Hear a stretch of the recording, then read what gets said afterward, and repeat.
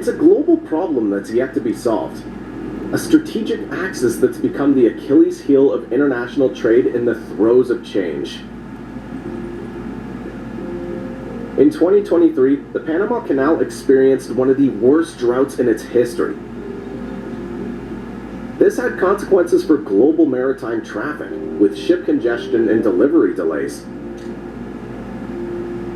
Although this year's mild weather seems to have brought some reprieve, its use remains lower than usual, seriously disrupting international trade.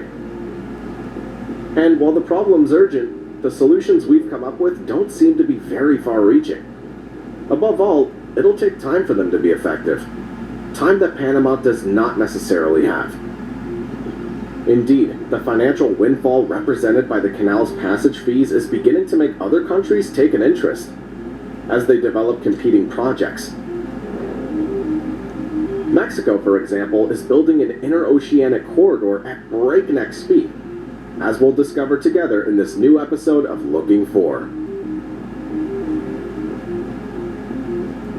It's a storm warning that's not sparing many people across the world. On maritime trade routes, the main crossing points are under strain, from the Strait of Malacca to the Suez Canal. There's many reasons for this, from the overexploitation to piracy and the vagaries of the weather. This new situation also affects the Panama Canal, an 80-kilometer-long engineering marvel that's been linking the Atlantic and Pacific Oceans for over 100 years.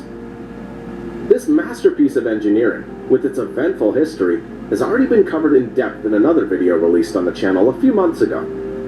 I've included the video in the description, and I recommend you watch it if you haven't already.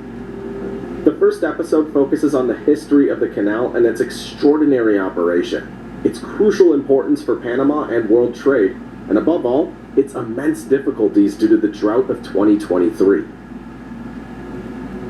Water is needed to supply all the world's canals. So far, no worries. But for some, like Suez, the problem doesn't really arise because the canal's built at sea level. In Panama, the situation's different. The result of Homeric labor, the canal is 28 meters above sea level and operates with a marvelous system of locks that raise and lower the ships.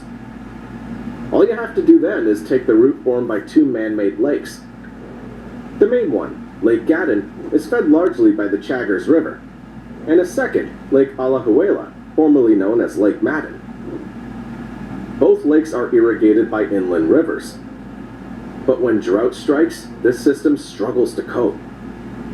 Every time a ship passes through, between 200 and 250 million liters of fresh water from the canal are lost to the ocean due to the operation of the locks.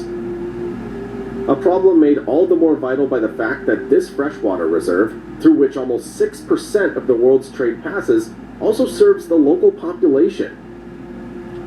In all, more than 2 million people consume the water that feeds the canal, almost half the population of this Central American state. The water is also used for agriculture and power generation. The problem is economic. The canal brought in $2.5 billion for the state in 2022, making it the country's main source of revenue.